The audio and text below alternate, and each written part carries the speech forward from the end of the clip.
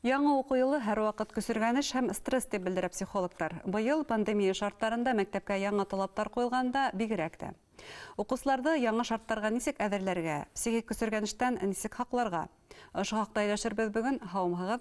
Эфирда интервью тапшыруы студияла Гөлсемә Иштанова, программабыздың кунагы республика яшьләр үзәге психологы Галия Салихова.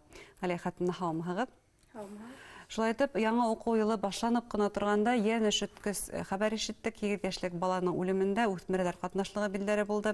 Әлбәттә, җинаять эше буенча әлеге вакытта тикшерү бара. Шулай да сәбәпләр нимәлә икән?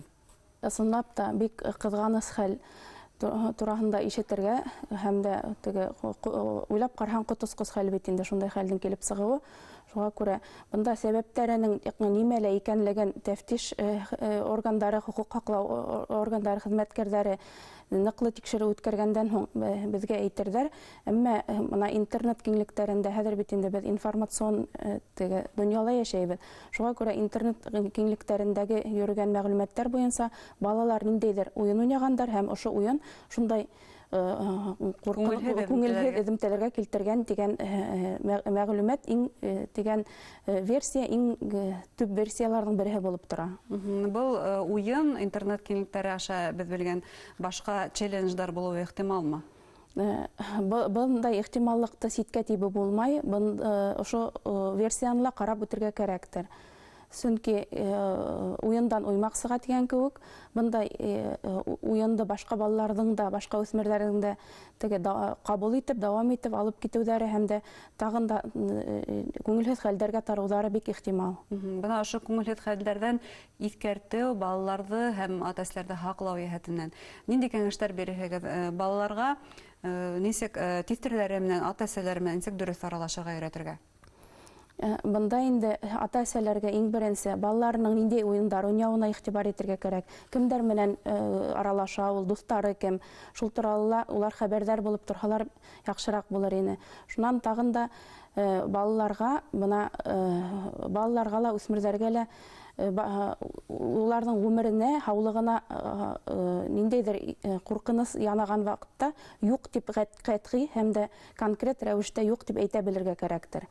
Сөнки ниндәй генә уен тәкъдим итмәһендәр, ниндәй генә теге алдаткыс, ымһындыргыс, ялтыравыклы әйберләрме, тәмлекәстәр тәкъдим иткән осрактарда ла балалар, үсмерләр башка өлкәндәргә, сит кешеләргә юк дип әйтә белүләре, уларның һаулыгын һәм гомерен һаклап алып калуга зур адым. Гомумән, нитеклем бала, үсмер бала аңлай ул. Бына был кеше гомеренә зыян килтерү ихтимал, кешегә зыян килтерү ихтимал, кешенең гомеренә хәвеф менән янай дигәндә. Ул нитеклем аңлай. Бына ошо аңлау ул үсмердә һәм балаларда бармы? Яки нисек уны тәрбияләргә ошо аңлауды? Бында инде ата-әсәнең роле иң беренче булып тора, чөнки улар кеше гомеренең нитеклем кыйммәт икәнлеген һәм ошо гомердә һаулык дигән нәмәнең иң зур ошо дөньяда иң зур кыйммәт булып торуын улар балаларга аңлатырга тиеш. Һәм дә кеше гомеренең шул тиклем теге уалусан булуын да баланың аңына һалырга кирәк инде. Чөнки әйтәләр бит инде гел булмай бер була дип. Һәм менә балалар бәлки ул уенды быга тиклем дә уйнап килгәндәрдер, ул бәлки дип әйтәйек инде. Һәм дә менә бөтә осракта түгел, менә бер осрак ошо хәлгә килеп yetkергән бит инде. Гомумән ишеткән бар һуңгы осырда шул психологларның фикере, башка белгечләрнең дә фикере, бүгенге балалар үлемдән куркмай дигән. Бына килешәгезме ошо фикер менән? Ошо фикер менән килешеп үтергә була, чөнки менә балалар арасында киң таралган компьютер уеннарында ла бит инде ниндәйдер теге супергерой үлгән осракта ла ул яңадан терелә, ошо уенды дәвам итеп алыла китә. Шуңа күрә был үзенең үземтәһен биреп, балаларның үлемгә, яшәүгә карата ниндәйдер сак кына иллюзор караш тудыруы мөмкин. Һәм төп темага әйләнеп кайтканда, ул да булһа мәктәпкә әзерлек, тиздән 1 сентябрь мәгариф системаһы буенча искәртү булды, дистанцион укуга һәрвакыт әзер булыгыз динеләр. Бу яһәттән әлеге вакытта мәктәптә укып килгән 2 класстан 11 класска тиклем укучылар ниндидер серканыс алды, улар дистанцион укуның нимә икәнен беләләр. Әмма быел 1-гә барган балалар дистанцион укуды күз алдына да килтерә алмадылар. Бына бу осракта балаларга, ата-әниләргә нинди кәңәшләр әйтергә, ничек мәктәпкә әзерләнергә? Мәктәпкә әзерлектә әлбиттә алдан ук башлар кирәк. Уны 1-2 көн эчендә генә, август аягында гына берничек тә булдырып булмай. Шунда шул ук вакытта бында мәктәпкә әзерлектең үз ягында карап үтәйек. Беренчедән ул физик әзерлек. Бала физик яктан үсешкән әзерлекле булырга тиеш. Шуннан икенчедән психологик әзерлек. Мәктәпкә барырга теләге, уның мәктәптә укырга, укучы булырга юнәлеше булырга тиеш. Белем алырга ынтылышы, кызыксынуы әзрәк кенә туган булырга тиеш. Шундай уй теләктәр, фикер, ынтылышы булырга тиеш.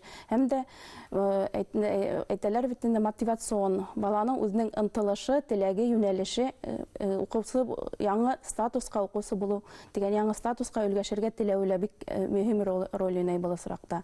Шуңа күрә баланы мәктәпкә алдан яйлап кына әзерләй башлар кирәк. Чөнки 1 класс ул баланың тормышында иң мөһим саралар, иң мөһим осырның бире булып тора.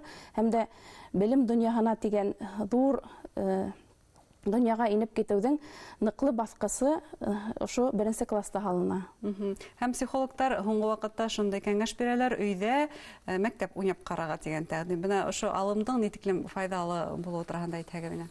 Файдалымы ул чынлап та? Мәктәптә уйнап карарга була, әмма бында уенды нисек дөрес уйнарга, шуныһына ла игътибар итеп китәргә кирәк. Чөнки менә теге 1 сентябрьдә гына кайһы бердә уйнап карайдар да, шуннан теге бер халык арасында лакап йөри бит әлек. Бер бала шул тиклем куанып, бар теләген халып, әзерләнеп 1 сентябрьгә барганда, байрамда булып кайтканда 2 сентябрь көне улы әсәһе улына, улым менә бүгендән һинең шундай дәресләрең була, укуың башлана дигән икән, әниме мәктәпкә көндә йөрергә кирәкме дип сораган дигән кебек. Шуңа күрә уен менән, әмма бында ошо уен вакытында ла баланың мәктәптә уку ул байрам гына түгел, көндәлек ныгышмал хезмәт икәнлеген аңлатып, уның күңеленә һеңдерергә тырышырга кирәк. Мәсәлән, нимәләргә без уны өйрәтергә тиешбез?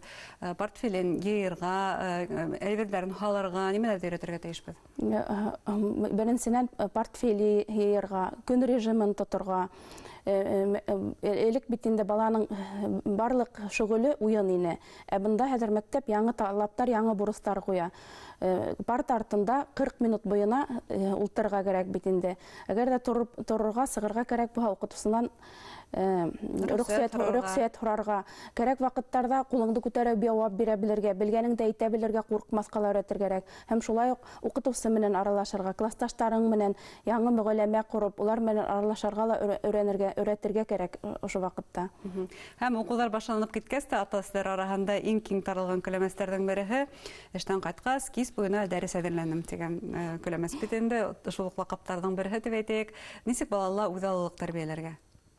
Үзаллылыкта балала яйлап кына эзмәзлекле адым артынан адым яһап кына тәрбияләргә кирәктер ул. Чөнки 1 класска барган баланың теге шул тиклемдә үз аңы үсешеп, зур кимәлдә үсешеп битмәгән бит инде. Уны барбер контрольдә тотырга кирәк, портфелендә йышырга, ярдәм итешергә кирәк. Кайһы бер аңламаган yerдән аңлап, бергәләшеп эшләп китергә кирәк. Әмма бала класстан класска үсә килә, уның уга ипләп кенә ошо контроль дигән тезгенде уның үзенә халып, сама контроль дигән нәмәһен үстерергә кирәк, үзаллылыкка өйрәтергә кирәк. Чөнки 11 ел буена бала менән дәрес әзерләп уның янында ултырып булмай бит инде. Һәм 1 класстан ук бар дәресләреңдә үзең әзерлә, мин әзерләшмәйм дигән катгый карашта булырга тиеш түгел.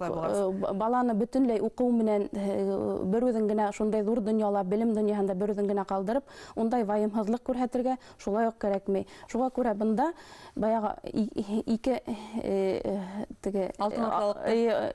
Ике устан алтын урталыкты табып, яйлап кына ошо билим тауына бергәләшеп күтәрелергә мөмкин. Баланы касан түңәрәктәргә яҙа башларга мөмкин? Бында түңәрәктәргә килгәндә инде психологтарның фикере буенча баланы 1 класста түңәрәктәргә тарткаламай гына 2 класстан яҙа башларга, 2 класстан төрле түңәрәктәргә секцияларга йөрөтә башларга мөмкин дигән фикер яшәп килә. Әмма әгәр дә баланың мөмкинселеге бар икән, теләге бар икән, Әгәр дә ул балалар баксаһынан шөгыльләнә икән, әгәр дә уның үзенең кызыксынуы, теләге һәм дә ата-әсәһенең дә йөрөтергә мөмкинселеге бар икән, ни өчен түңәрәктәргә йөрөтмәскә, ни өчен уның шөгылен дәвам итмәскә әле. Шуңа күрә, әгәр дә бындай мөмкинселек бар икән, был тик яхшы күренеш. Шулай да мәктәпкә бару ул тәфсиратта кем өчен көсөргәнеш, стресс дип әйтәйек, ата-әсәләргә мәллә балаларга? Балаларга ныгырактыр дип уйлайм, чөнки ата-әсә 1 класс укучысы булган, мәктәпкә барган, ул бит инде ошо юлда үткән, 11 елдымы, 9 елдымы ошо мәктәп эскәмияһендә утырып сыккан кеше бит инде. Ул ошо системаны белә, ошо осорын үткәреп ебәргән. Балага был ысынлап та бөтенләй уның тормышындагы яңа баскыч, яңа мөнәсәбәттәр, яңа талаптар, яңа бурыстар. Шуңа күрә бында бала... Шуңа күрә һездән теләктәр ата-әсәләргә яңа уку ел башланыр алдыннан. Ата-әсәләргә иң беренче һаулык, сабырлык, түземлек, инде укучыларга шулай ук һаулык һәм дә уңыштар. Уларның еңел булмаган эше ул билим тауына үрләүҙәрендә уңыштар гына теләргә кала. Зур рәхмәт һеҙгә әңгәмәгеҙ һәм матур кәңәштәрегеҙ өсөн. Хөрмәтле тамашасылар, укучыларның психик сәламәтлеген һаҡлау тураһында Республика йәштәр үҙәге психологы Ғалия Сәлихова һөйләштек. Иғтибарығыҙ өсөн рәхмәт. Һау булығыҙ.